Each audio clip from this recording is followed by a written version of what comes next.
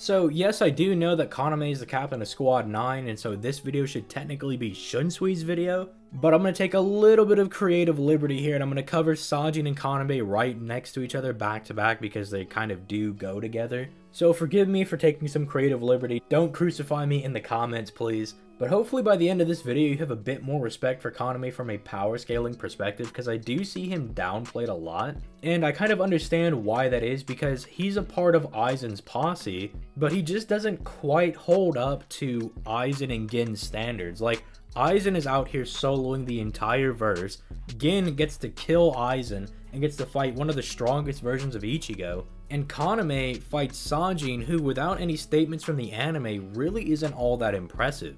So I can understand why people really don't have a high holding of Kaname and they kind of think he's somewhat lowly, especially when he has the title of general of all of the Arrancars. Like, he's Aizen's general and right-hand man, yet he has the worst feats of all three of them. Hopefully by the end of this video, I can kind of turn that perspective a bit around for you and you have a bit more respect for Kaname. But if you enjoy Bleach power scaling content, leave a like on the video, subscribe to the channel to show your support. It really means a lot to me. Click that join button and become a channel member if you want to go that extra mile in showing your support. You also gain access to a ton of hidden content on the channel, like past debates that I've uploaded and past live streams as well. But with that being said, let's go ahead and jump right into this video.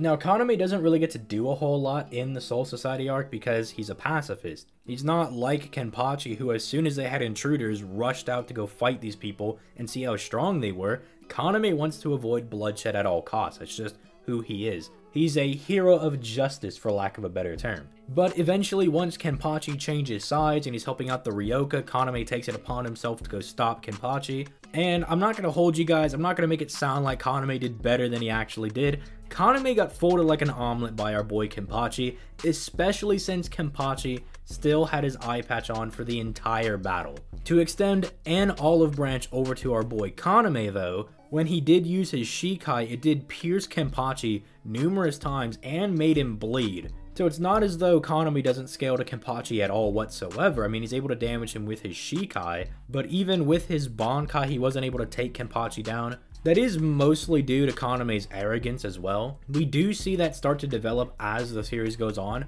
Kaname becomes more and more arrogant, and that is why he actually loses to Kenpachi, because he's doing numerous cuts to try to make Kenpachi feel powerless, but the entire time, Kenpachi's not thinking about how he's helpless or anything. He's trying to figure out how he can beat Kaname and how he can get out of this situation. So that really backfired on Kaname, because he just didn't understand who Kenpachi was to his core. He thought he could make him repent or something, and no, Kenpachi's never going to change. He's going to be the battle-thirsty guy till the day he dies. So yeah, it is really nice that Kaname is able to hurt a suppressed Kenpachi that should be stronger than the suppressed Kenpachi that Ichigo fought, but it's still not like he's scaling to full power Kenpachi in any way, which really is a crying shame.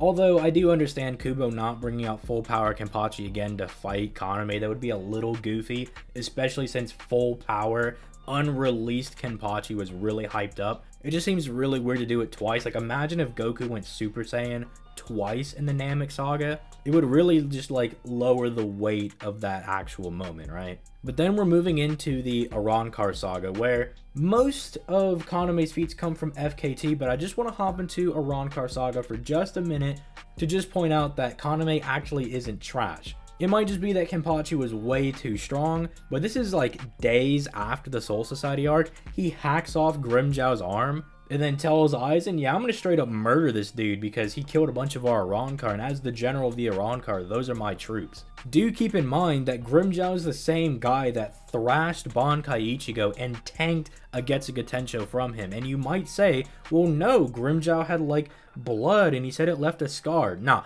the data book confirms that Ichigo's Getsuga Tensho only scraped off the top layer of Grimmjow's skin. It wasn't even that deep. So he literally just ate a Getsuga Tensho from Bankai Ichigo. And this Bankai Ichigo is a bit healthier, quote unquote, than the one that fought Byakuya.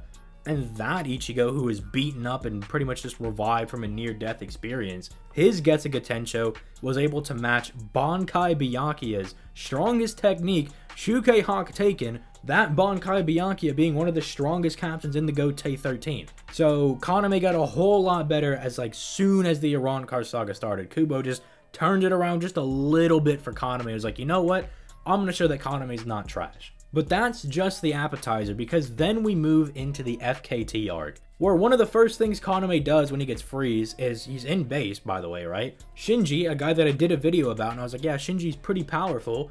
Kaname walks over and about kills him in one shot. He quote-unquote misses, but still like hacks a big part of Shinji's head, right? And causes him to bleed all over the place. But again, Kaname's arrogance comes up and he says, I don't even count that as a hit because I missed my target, and my target was to like take off your head completely. So again, despite hitting and injuring Shinji, he's not even counting as a hit because it's not what he fully wanted, right? You can see the arrogance starting to develop, but you actually might be able to imply that Kaname was about to kill Shinji because he rushes in to kill him, and Sajin steps in to block his hit. And Sajin actually mentions, oh, this is funny. I'm having to block you from killing somebody just like I had to stop Kenpachi from killing you. So the narrative implication is that Kaname actually was about to just murk Shinji. But it gets even better than that, because while this isn't in the manga, do keep in mind that a lot of these filler statements and a lot of the filler arcs in general actually might be able to be used to extrapolate on Bleach lore. Because Kubo does work with the anime staff and he tells them, you know, put this in the filler or add these statements because I just didn't have time to throw this in here, or I just couldn't figure out how to make it work in a manga format and make it flow very well, but you guys can throw it in there because you have a lot more time to work with the anime. And one of the things that was thrown in there is Kaname saying, don't compare me to the Espada because I have surpassed all of them. Now, whether or not you think that means base Kaname is stronger than all of the Espada, or holified Kaname is stronger than all of the Espada, regardless, it's at least holomask Kaname, right? Potentially base Kaname, and that is ridiculous, right? Because in the manga, it was just like, okay, Kaname damages Grimmjow, might have killed him, and then he fights Sajin, who didn't really do anything. He doesn't have any scaling to the Espada. So then Kaname just looked kind of bad. And then outside of being the general of the Arankar, which is just a title, maybe you could argue it makes him stronger than some of the Espada. This is actually a concrete statement of them saying, yes, Kaname, as one of Aizen's right-hand men, is actually stronger than all of the Espada. And then he goes on to match Bankai Sajin. They're kind of exchanging blows, like Kaname is able to damage Sajin, but Sajin also like just mangles Kaname's arm. But then as soon as Kaname goes into his resurrection, he absolutely folds Sajin into a delicious omelet and is about to kill him, and then Shuhei comes in and does the controversial thing where he stabs him in the head, releases his Shikai, and is able to fatally wound Kaname. Now, I've heard people try to say that this scales Shuhei to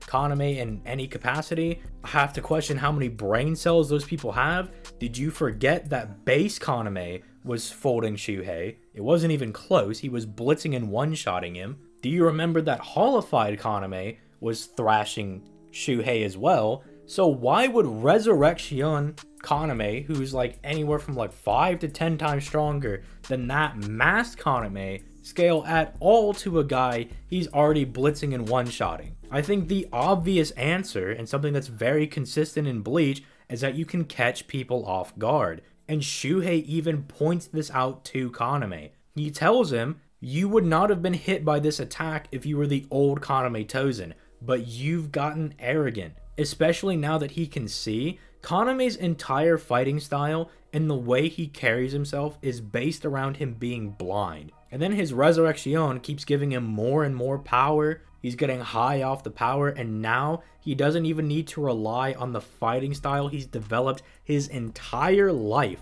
because now he can see. All of that goes out the window. And thus, Shuhei is able to catch him off guard and is able to mortally wound Kaname. But he doesn't actually kill Kaname.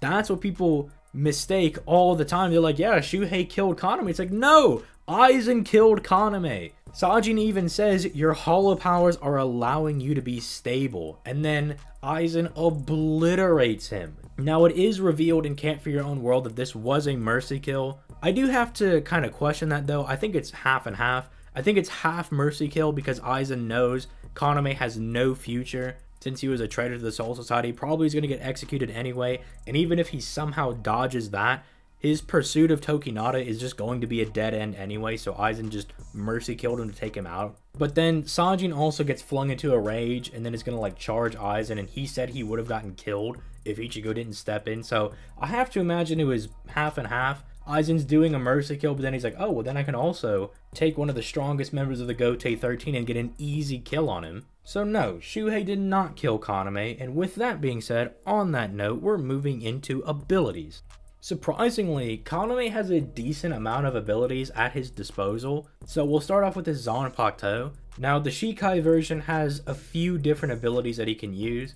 There's Benihiko, which is the different blades that he can throw out, the ones he used against Kenpachi, but more importantly, and the things that I like a bit better, is that he seems to have an ability with sound that he can activate by just saying Suzumushi, like just activating his Shikai. He uses this to slip his sword out of Shuhei's like Shikai chains or whatever, but then he also uses this to sleep Uryu, like he literally puts Uryu to sleep, which I really love abilities like that because it gives a lot of utility in a versus battle. You could just be like, yeah, Kaname versus Piccolo, yeah, what happens when Kaname just puts that dude to sleep? So I really like that, but then we have his Bankai, which unfortunately doesn't get a whole lot of play. I'm assuming because Kubo didn't know how to make Sajin and Shuhei beat a holified Bankai Kaname, so he was like, Kaname exchanged his Bankai for a greater power, for holification, which I'm glad for the blatant confirmation of holification being greater than Bankai, but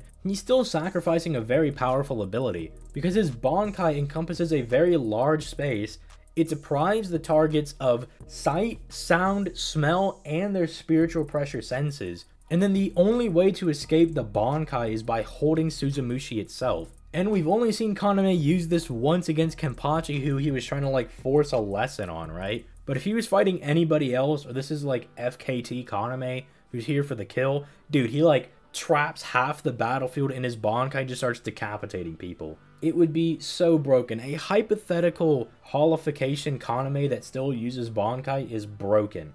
But speaking of his holification, it gives him a stat buff. It gives him AP, speed, and regeneration, which oddly enough we really only see with Kaname. And that's probably because he's the most hollow-like of all the visored users. Because Ichigo and the Visors, none of them have regeneration, but Kaname does. His arm gets mangled by Sajin, and he has the super fast regeneration. As a side note, I do think that ties into the narrative of him saying that he surpassed all of the Espada. I think when he goes into his holification and becomes more hollow-like, he's literally saying that he surpassed them as hollows, which I think is really, really cool. That's just a little narrative side point from your boy Bleach Hub, but then we have his Resurrection, which we don't really know a whole lot about. I don't think it was quite worth sacrificing his Bankai for this resurrection, because he can do like little tippy-tap sound blasts, right? And he can like wave his hands in the air and do little like big boom booms, but we don't really know a whole lot about it. We didn't get like great information on what it could do because it literally appears for all of 5 panels. And then the data books are just like, wow, that's such a strong resurrection. Dang, that was so powerful.